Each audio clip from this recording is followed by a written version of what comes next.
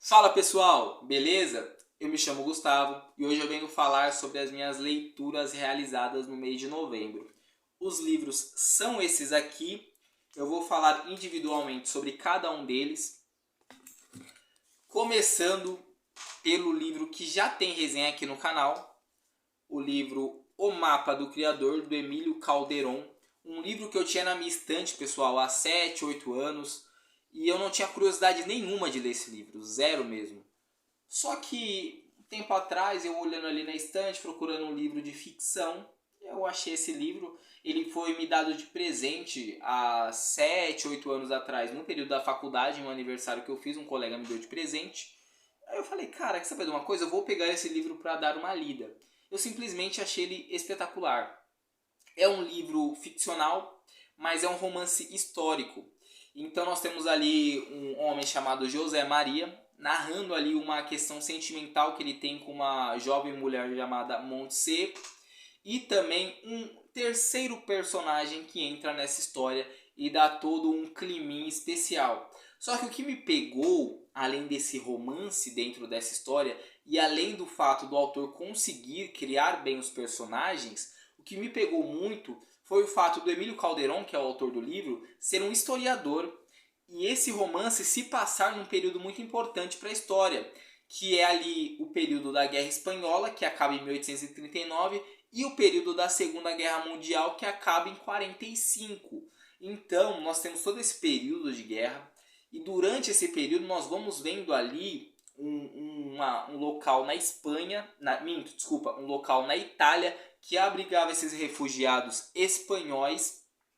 E ali nós vemos todas as situações se passando, nós temos muito suspense, porque o nome do livro é O Mapa do Criador. E a gente fica a todo momento, o que é esse mapa, afinal de contas, né? E aí, em determinado momento, é revelado o que é o mapa, só quando é revelado o que é o mapa, a gente fica querendo saber o que vai acontecer. E assim, o livro é uma constante curiosidade. E quando chega no final, o autor ele soube fechar com uma muito bem, sabe? Ele merece uma salva de palmas mesmo, porque ele fechou muito bem a história. Ele conseguiu amarrar cada detalhe, ele conseguiu criar algo completamente fora do que a gente imaginava. A gente não esperava por todo aquele final. Então, é um livro para mim que foi espetacular. Eu recomendo imensamente a leitura. Quem tiver vontade, compre esse livro, lê esse livro, vê se tem PDF, acha em algum lugar. Enfim, lê esse livro aqui, muito bom. Deixa a recomendação aqui. Tem resenha aqui no canal, se vocês tiverem curiosidade. A resenha ficou muito boa também. Então deixa a recomendação. Outro livro que eu li no mês passado, também concluí a leitura, História do Brasil Império, da Miriam Downikoff. Mais um livro da editora Contexto, editora que eu amo de paixão. Tem um vídeo aqui falando sobre meus livros da editora Contexto aqui no canal, se vocês tiverem curiosidade. E esse livro aqui ainda não tem resenha, mas vai sair resenha dele na semana que vem. Um ótimo livro. Por quê? Porque, como eu já falei em outros momentos, a história do Brasil é dividida em 3 períodos: período colonial, período imperial e período republicano. Dessa coleção aqui eu já li o regime colonial, o período colonial. E aí eu li agora o período imperial, para poder depois ler o período republicano, que é o qual nós estamos.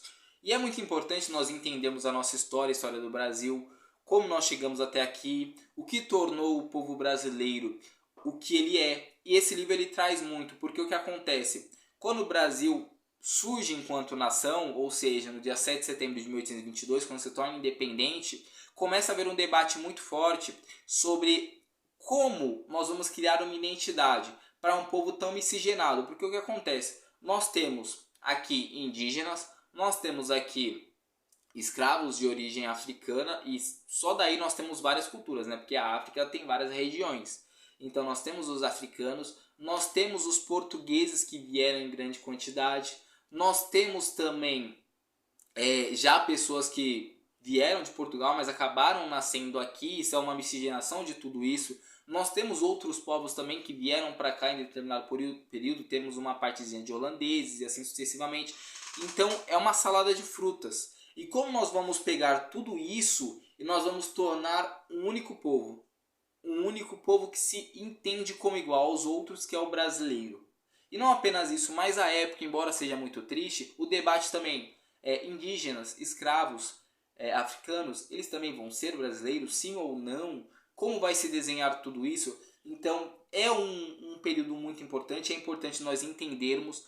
O livro ele faz isso muito bem, ele é muito preciso, é um livro curto de 170 páginas que aborda esse período da nossa história, onde nós podemos conhecer um pouquinho mais do Dom Pedro I, nós podemos conhecer um pouquinho mais do Dom Pedro II, nós podemos ver ali a Constituição com um poder moderador que vetava os outros poderes. Nós vemos aí todo o processo para o fim da escravidão, inclusive eu gravei um vídeo falando só sobre isso, sobre as leis que levaram ao fim da escravidão, porque tem ali a Lei Feijó, que é conhecida como a Lei para Inglês Ver, nós temos ali a Lei do Ventre Livre, nós temos a Lei do Sexagenário, então nós temos várias leis, até que por fim, no dia 13 de maio de 1888, nós temos a Lei Áurea, que abole a escravidão.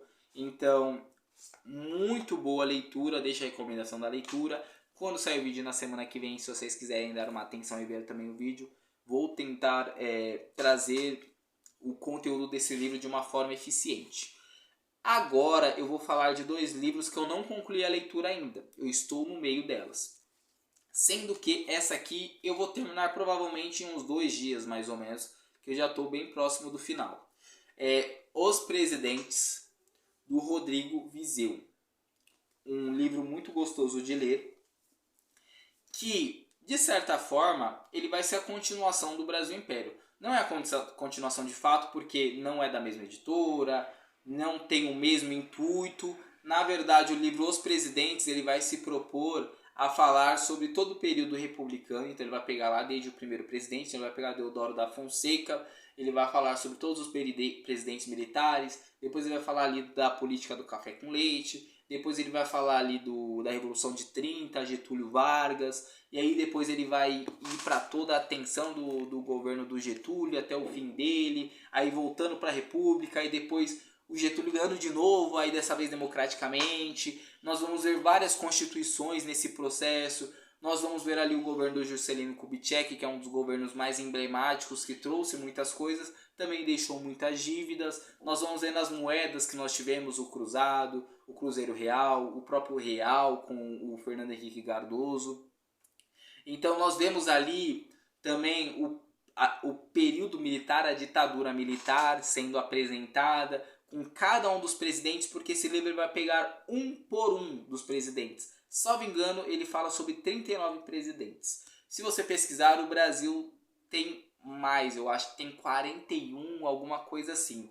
Ele mesmo na introdução, ele fala que ele não falou de alguns presidentes que não tiveram importância basicamente nenhuma para a história, que tipo assumiram, ficaram ali tipo um tempinho, ou alguma junta militar que assumiu também não ficou. Na própria ditadura, por exemplo, nós tivemos uma junta militar em um período ali que não é tratada aqui. Dentro do capítulo ele cita a junta, ele fala um pouquinho sobre ela, só que não tem um capítulo específico para essa junta.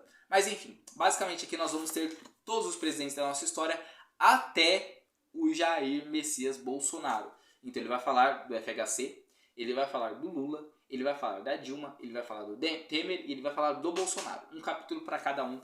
Um ótimo livro, bem escrito. O Rodrigo Vizeu é jornalista. Esse livro é baseado em um podcast que ele fez, onde ele entrevistava historiadores que falavam sobre os temas, e a partir dessas entrevistas ele compilou partes que ele considerava importantes e trouxe pra gente nesse livro muito interessante, que eu tô terminando a leitura e estou gostando muito, tá bom? Então mais uma indicação para vocês. E por vir esse livro aqui, que talvez seja a leitura mais demorada do ano. Mitologia Nórdica, do Neil Gaiman. Esse livro, pessoal, eu tô lendo ele desde janeiro, se eu não estou enganado. Janeiro ou fevereiro. Por que eu não terminei ele ainda? O livro é muito bom. Se o livro é muito bom, por que eu não terminei ainda? E a resposta é muito simples. Esse livro aqui eu tô lendo com a minha esposa. Então a gente lê junto, eu leio pra ela uma parte, ela lê pra mim outra parte, a gente meio que vai lendo junto. Só que precisam casar as datas, né? Ela precisa estar disponível no momento, eu também, isso não acontece sempre. E aí a gente não consegue ler tanto assim. Mas nesse mês eu li uns 2 capítulos, então eu decidi apresentar para vocês esse livro, aliás, desculpem. Primeiramente, Neil Gaiman. Amei a escrita dele. É espetacular. Tanto é que comprei até um quadrinho dele ali, comprei errado, eu comprei o volume 2 em vez de comprar o volume 1. Eu vou ter que esperar algum momento para comprar o volume 1, mas eu amei a escrita do Neil Gaiman, é muito boa. Então, de cara, eu já indico basicamente tudo que o Neil Gaiman escreveu, porque é muito bom. E outra coisa que me pegou muito é o tema. Eu gosto de mitologia, e eu gosto de mitologia nórdica, e é o que o Neil Gaiman fala aqui. E o que ele fala? Que ele basicamente pega as principais lendas de cada mitologia e ele compila aqui reescrevendo essa história. Só que assim, é muito engraçado. Você dá risada. Você vê ali as trapassagens, as coisas erradas que o Loki faz, você dá risada. Você vê o Thor tentando resolver as coisas. Você dá risada também porque o Thor, eu não tinha essa imagem do Thor. O Loki eu já imaginava um cara meio engraçadão. O Thor eu não imaginava. Mas dentro da mitologia nórdica, o Thor ele é um cara que tem um humor. É um humor diferente. Talvez mais ácido, talvez. Mas é um cara interessante também. Aí nós vemos o Odin, nós temos o sacrifício que Odin fez de abrir mão de um olho para ter sabedoria. Várias coisas são passadas e é muito interessante entender. É claro que a relevância histórica, por exemplo, de entender a história do Brasil e a relevância histórica de entender a história nórdica são completamente diferentes. É muito mais importante você entender a história do seu país. A mitologia nórdica é algo que basicamente caiu já em desuso, né? Mas ainda assim é muito interessante. Tem muitas referências às coisas que nós entendemos hoje, e isso parte muito também na mitologia grega, tem muito disso também, né? Muitas coisas que nós usamos hoje, palavras que nós usamos, vêm da mitologia grega. A nórdica também tem um pouco disso.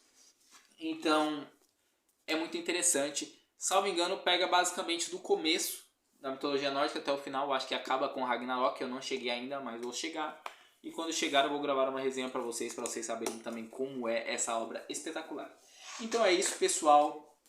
Foram essas as leituras realizadas durante o mês de novembro, sendo que foram 2 livros concluídos.